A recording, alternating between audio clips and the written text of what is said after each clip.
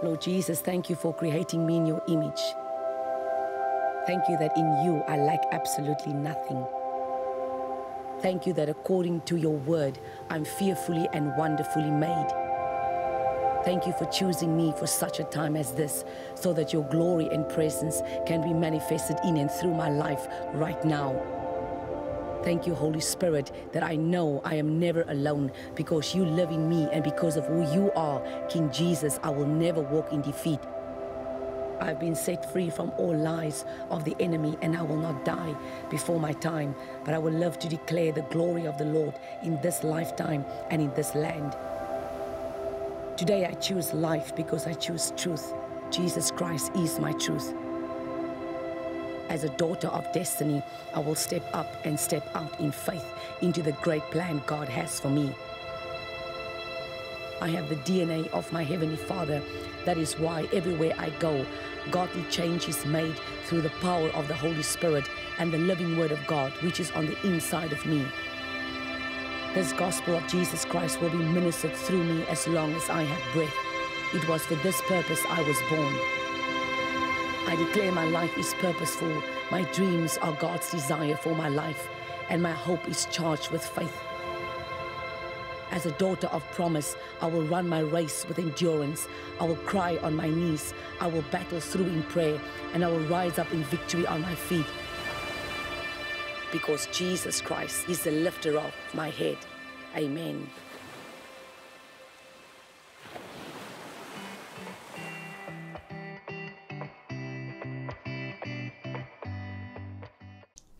Goeiedag en welkom terug by Step Up. Ek is Chantal, is lekker om terug te wees. Ons praat oor die boek van Rut. En ek glo dat jy is geseën deur die woord van Rut, en ek glo dat die Here gee jou eie openbaringskennis. Die Here antwoord jou waar jy is in dit wat jy moet doen. Ek wil praat oor hoofstuk 2. Ek het laasweek ook daaroor gepraat, maar ek wil praat oor scripture 14, die skrif 14. Hoofstuk 2 vers 14, 14 sê, at mealtime Boaz said to Ruth, come over here and eat some bread and dip your bread in vinegar. 'n paar weke terug toe praat die Heilige Gees my oor die, net die 14de vers. En hy praat oor die diepte van wat hy aan my openbaar het. Ek is seker, wanneer jy inbid, sal jy ook diepte kry, jou eie revelation kry. En het is vir my amazing om te sien dat hoe Jesus, onthou die Oud Testament was a shadow of the New Testament. It was, dit was a run-up, het was, ek probeer Afrikaanse woorde kry, because it was a rehearsal of the New Testament. So alles wat gebeur het in die Oud Testament, het gewys na Jesus se koms toe. Hy was daar in shadows and in types, but he wasn't there physically as a man, soos wat hy uitgekom het, soos wat hy gebore was deur Maria in die Nuwe Testamentie. Jesus het nie geloop lewendig menslik op in die Oud Testament nie, maar hy was alles van Genesis tot by Malachi. Jesus was present, maar hy was shadowed, jy kon hom nie physically sien, raak, met hom praat, tee met hom drink, soos wat die disciples gedoen het, die geëet het saam met hom in die Nuwe Testament nie, maar tog was Jesus reg van die begin af in die Oud Testament. Hy was in the shadows, as we say, he was there, but he wasn't there physically. So he was, as ons kyk na Boaz was a kinsman's redeemer, but beteken, he portrayed Christ. It was a type of Christ in the Old Testament. Ek weet nie om het in Afrikaans te verduidelik nie. So hy was daar in die vorm van, so hy was nie physically, menslik, Jesus die seun van God, die Nasarener. Hy was nie persoonlik daar nie, maar hy was daar. Hy was daar deur mense. Hy was daar deur wat gedoen was. Hy was daar deur die hele tabernakel. Elke item in die tabernakel het gepoint na Jesus toe. Die tabernakel homself het gepoint na Jesus toe. As jy die tabernakel studeer, jy kan nie die tabernakel studeer in die boek van Exodus en vir Hebreërs uitlos nie. Hulle praat saam met mens. So, jy moet, wat ek wil sê is dat Jesus was altyd hier. Ons het dit nie geweet nie. Ons het hom net nie verstaan nie. Hy was in die feeste, Hy was daar, hy was in die boek van Levitikus, hy was daar. Ek weet, toe ek opgegroei het, ek het nie die boek van Levitikus gelees nie, en om ene keer te verstaan nie, moenie dit eet nie, moenie daai eet nie. Dan praat hulle van 'n fees hier en 'n fees. Ek het niks verstaan nie. Vandag is daai boek relevant in a way that ek kan nie eens verduidelik nie. Jy kan nie vandag praat van die feeste van God en dit nie in hierdie boek van Levitikus oopmaak nie. So dieselfde boek wat vir ons, ek wil amper sê wild was, is vandag geopenbaar. En vandag maak die boek 1000 keer meer, miljoen keer meer sin as wat ek was toe ek jonger was. En ek praat nie net jonger in ouderdom nie, ek praat ook jonger in gees. So nou dat die Here ons mature het oor die jare, breek hy, maak hy vir ons die deure oop, hy bring die lig in die woord, hy gee vir ons illumination, die Heilige Gees bring vir ons by die understanding om te kan sien, waar was Jesus in hierdie boeken, in die Ou Testamente, wat die profete geprofeteer het, wat Jona was in die vis vir 3 dae, en die Bybel sê, just like Jonah was in the belly of the fish for 3 days, so shall the Son of Man be in the grave for 3 days. So Jona is 'n woord gebruik, daai hele incident, waar Jona vir 3 dae in die visse maag is, gebruik hulle daai hele scenario, en nou sê, soos wat Jona in die bottom was van die see, in 'n vis, daar was nie 'n selfoon nie, en al het Jona ook 'n selfoon gehad, sal hy nie reception gekry het nie. You know what I'm saying? So Jona, niemand kon vir Jona uitbring uit die see uit, let alone uit 'n walvis se maag uit nie. Wie kan dit doen? As God nie vir Jona uitgebring het nie, sal nie een hand gekry het na Jona nie. You know what I mean? Niemand sou geweet het hy is daar in die eerste plek. Hy is weg, hy is verlore. Hy het van die boot af gegaan en niemand weet van hom nie. Die vissersmanne sal net gesê dat, Jona het van die boot af gespring en die haai het hom opgeëet. Something of that effect. Of die walvis het hom ingesluk en dis die einde. Maar God wat alles kan sien, bring vir Jona nie net uit die buik uit van die vis nie, maar die vis kom na die wal toe en spoeg vir Jona uit. En die Bybel sê, net soos wat Jona in die vis was vir 3 dae, so sal die Seun van God, Jesus, in die graf wees vir 3 dae. En onmiddellik sien jy die twee by mekaar kom en hoe dat Jesus geportrei was in Jona se omstandighede, Jesus in die graf. So, dis wat ek sê, Jesus was altyd daar, ons het hom net nie gesien nie.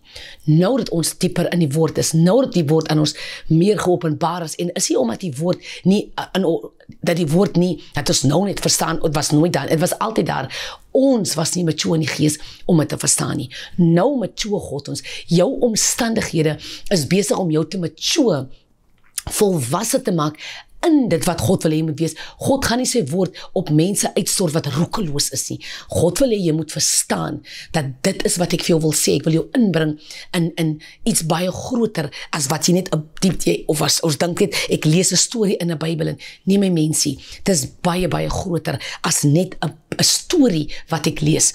Ons kyk, soos wat ek laas ek gesê het, ons kyk na die boek van Rut. Jy het gedink is 'n skoonma, 'n skoondogter, 'n man, die man sterwe, die meisiekindjie kom in 'n land, sy trou met 'n man, sy word ryk, sy word een van die rykste vroue in die land, sy is in charge van ons dink is dit, my mens, dit is beyond our understanding deeper, dan wat ons kan sien, dit is baie meer dieper. Ek kyk na die gedeelte van hoofstuk 2 vers 14, waar die Bybel sê, en Boas roep vir Rut, en hy sê, kom sit by my, hy sê vir haar, onthou sy het nou 'n plek, sy is 'n buitestander, sy is 'n inkomer, sy is 'n Israelitie, sy is 'n inkomer van Moabite, maar die Bybel sê, Boas, the kinsman's redeemer, roep haar in, hy portray a type of Christ, hy is Christus, hy bring haar in, hy is lief vir haar, ten spyte dat sy inkomer is, ten spyte dat sy 'n afgodienaar was in haar verlede, ten spyte van haar verlede, roep hy haar om saam met hom maaltyd te hê, hy roep ons om saam met hom maaltyd te hê, en saam met hom te fees. En die Bybel sê, hy sê vir haar, vat jou brood en druk dit in die vinegar, en die Heilige Gees maak die skrif, en mense, ek hierdie skrif lees is nou van Desember af reg oor tot op nou toe, en die vinegar, miskien het jy dit al gekry, miskien weet jy dit al, maar vir my was dit letterlik soos 'n gordyn, 'n laag wat weer oopgaan, en ek sien die lig bietjie meer kleur, daai wat hy sê vir haar, sit jou brood in die vinegar, en onmiddellik vat die Heilige Gees my na Johannes 19 toe, waar hulle vir Jesus kruisig, en waar Jesus sy laaste woorde sê, ek is dors, onthou net, die Bybel sê in Psalm 22, sê dat Dawid Dawid skryf en hy sê, dat as jy die skrif weer gaan lees, as jy Psalm 22 weer gaan lees, gaan jy dit anders kyk. Dawid profeteer in dit wat hy in die gees sien, en hy sê, ek sien my eie bene disjointed. Hy praat van Jesus wat op die kruis is. Hy praat van hoe Jesus op die Via Dolorosa gaan en hoe hy na die kruis toe gaan en hoe hulle sy baard uittrek en hoe hy bloei. Ek meen, Jesus het liters en liters bloed verloor op pad na die kruisdood toe. En hoe hy op die kruis is en sy laaste woorde as 'n man, as 'n mens, sê ek is dors. En hulle gee vir hom dat die Bible sê a mixture of wine, but it wasn't that, because in reality he didn't take it because hy wil nie intoxicated word in die moment wat hy moet suiwer en in die gees wees en wat aangaan nie. So he refused to take the sour wine, sê my vertaling. Maar die realiteit was, hulle het vir hom op 'n hyssopblaar, hulle het vir hom hyssop vinegar gedruk in hyssop en het vir hom gegee op die kruis en het die vinegar het hy gedrink. En die vinegar sodat sy mond kan, dat hy kan praat, because sy mond was so droog, deur hierdie hele marteling, deur hierdie hele proses, dat Psalm 22 sê, dat my tong kleef teen my verhemelte, en al wat hy wil doen is, hy moet praat en hy sê, ek is dors, want hy moet die laaste woorde as 'n mens, moet hy release in die geestesralm in, want as goed wat moet breek in die geestesralm, nie net, Jesus breek dit nou vir generations to come, en as ek het sê, dan is het amper soos, wanneer jy hierdie movies kyk, dan wys hulle vir jou, wanneer 'n atoombom ontplof het, jy is amper so, hy skiet in, en as hy uitkom, dan blaas hy uit, hy ruk die grond uit, vir duisende kilometers.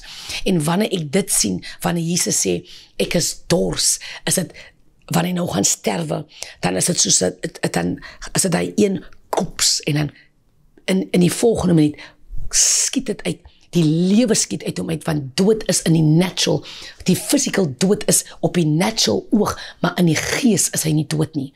Dieselfde met jou en my. Jesus sê dat wie in my glo sal lewe, al het hy ook gesterwe. So ons aardse tent, sê apostel Paulus, sal afgebreek word, betekende ons sal sterwe, maar in die gees is ons nie dood nie. So ons sal lewe, al het ons ook gesterwe.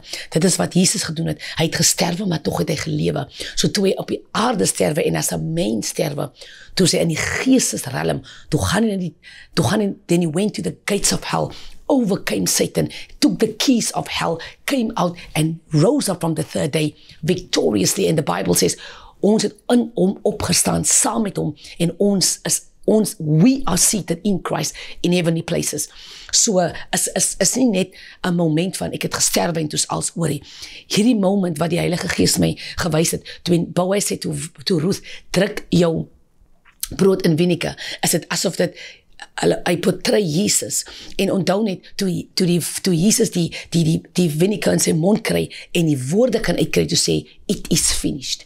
En wat ek verstaan in hierdie prentjie van Rut is dat Rut het hy nog eens gebad nie, Rut is nog eens aangetrek nie, Rut is nog eens gesalf nie, maar Rut het 'n finished work in haar. Die woord, it is finished, wat jare daarna, duisende jare daarna gaan kom, is al klaar besig om te manifesteer, 1500 jaar voor Jesus gekom het. So, hierdie hele prentjie speel af, en Jesus, is vir my so groot, ek weet nie so om met mekaar te bring nie, maar wat ek wil sê is dat sy het 'n taste van Jesus, in Jesus, by Jesus, deur 'n man met die naam van Boaz, as jy hoor wat ek sê, because he's projecting Christ, hy bring haar in, he legitimizes her through marrying her into the nation of Israel. So, he marries her, hulle word een, ons het kom een word met Christus, toe ons sondaars was het hy gesterwe, sodat ek en jy kan een word, toe ons hom aanneem as ons 'n persoonlike verlosser en saligmaker. Rut druk haar brood, Jesus wat die brood van die lewe is, sy druk haar brood in die vinegar, en in die moment soos dit vir my is, soos dit wat die Heilige Gees het vir my bedien is, sy kom in die completeness van wat God vir haar gehad het. She comes into the finished work of Christ in her. ek hoop jy hoor wat ek sê. She comes into a finished work. So, sy het nog nie gebad nie, sy het nog nie gesalf nie, sy het nog nie aangetrek nie, sy het nog nie by die dorsvloer gekom nie, sy het nog nie vir Boas gevra, that you will put your hem over me nie, sy het nog niks, but she's already in the finished work. Dit wat God vir haar gebeplan het, is klaar gereg, is klaar.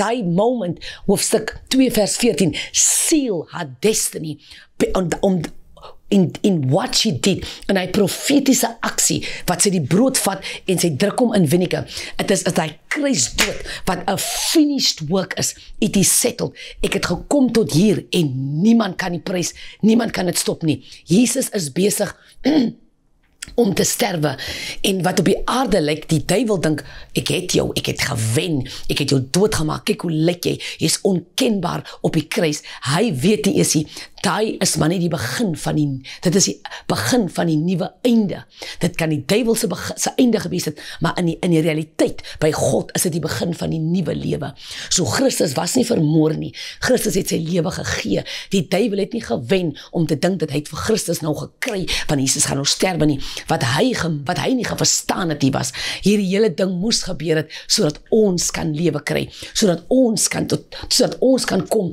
in die finished werk, dat ons kan kom in die klaar verlossingsplan van Jesus Christus. Toe Jesus sê, it is finished, toe is het klaar mense, toe hy klaar, toe hy die dood, toe hy al klaar die prys betaal, hy sterwe, alles wat dood in ons lewe gebring het, sterwe daai dag saam met Jesus. Hy battle it uit, he wars it out, he goes to the gates of hell, he goes into the territory of the underworld. Satan didn't come to him after that, he came to him, he went to him, not in the physical, but because remember Satan dealt with him in the physical. God said, I'm going to go to you in the realm of the spirit. I'm going into the underworld and I'm going to fight you and I'm going to overcome you in your own territory, and I'm going to get the keys and I'm going to bring it out of death, out of the underworld. 3 days Jesus was there. He came out, and the Bible says, ons het saam met Jesus uitgekom. As jy net daai een vers wat dan lyk het jou brein kan gaan stilstaan. Want dis hoekom ek sê, die boek is 'n biljoen keer groter as wat ons gedink het. Ons kyk daarso en wat Rut lyk miskien nog eenvoudig, en sy lyk miskien nog, there's nothing to it, but in actually fact, das baie wat besig om te gebeur. Die finished work van Jesus word established in die vers. It is finished. Whatever I called you to be, whatever ek gesê het, jy gaan wees, dit is wat gaan gebeur. Jy het ingekom in Bethlehem as 'n foreigner, as 'n inkomer, maar ek gaan jou legitimize deur die huwelik saam met jou. Dit is klaar. As a matter of fact, Ruth weet nie eens wat gaan gebeur nie, maar die Here seël die ding in die geestesriem en niemand kan dit stop nie. Sy kan nie hier vanaf, in my gees beleef ek, al wil die duiwel nog hier iets gedoen het, hy kan nie, want haar destiny is geseël deur die bloed, haar destiny is geseël deur die kruisdood, wat nog moet gebeur, 1500 jaar daarna, dit moet nog gebeur, maar omdat het 'n profetiese aksie is, het is groter as Rut, is groter as Boas, is groter as Naomi, is groter as die veld waar hulle in is. Everything was significant, pointing to Bethlehem, pointing to Jesus, pointing to the star, pointing to the Messiah, pointing to the cross, pointing to the death, pointing to him saying it's thirsty. Het is duisende jare vooruit speel hierdie gedeelte af. En ek en jy dink is random, ek en jy dink dat ons het in 'n plek groot geword, en het was net 'n random plek. Daar was sekere goed in jou verlede, wat God jou laat deurgaan het, wat nodig was vir jou, vir waar jy gaan wees.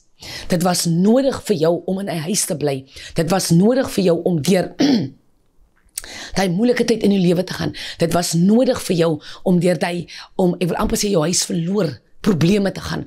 Het was nodig vir jou om deur hy moeilike tyd in jou lewe te gaan. Het was nodig. Het was absoluut nodig vir waar God jou nou naartoe wil gebring het. En as jy hier kom en wanneer jy in purpose is, dan gaan jy sien. You will see that you see and that you will know that you know.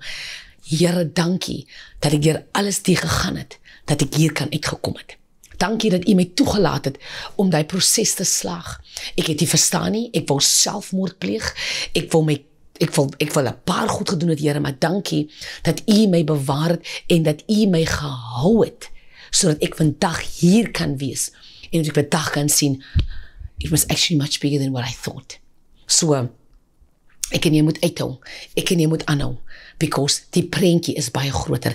God is besig om goed in jou te breek, wat nie net vir jou is nie, wat vir jou hele generasie is nie net vir jou kind nie, is nie net vir jou kind se kind nie, is vir die generasie af in jou bloedlyn in. Jy is 'n cursebreker in jou familie. Jy het nie 'n keuse nie. Jy moet hierdie ding gaan, my mens. Jy moet hierdie battle beklei want jy moet dit wen. Jy moet dit oorkom en jy gaan dit nie oorkom nie. Die victory is alreeds in die binnekant van jou. So jy moet opstaan in die naam van Jesus. Jy moet opstaan. So mag die Here jou seën. Ons is terug selfe plek, selfe tyd volgende week. Is goed om te hoor dat ons is besig om in te stry, om ons lewens reg te kry, sodat wanneer Jesus kom, dat ek sal opstyg. Mag die Here jou seën.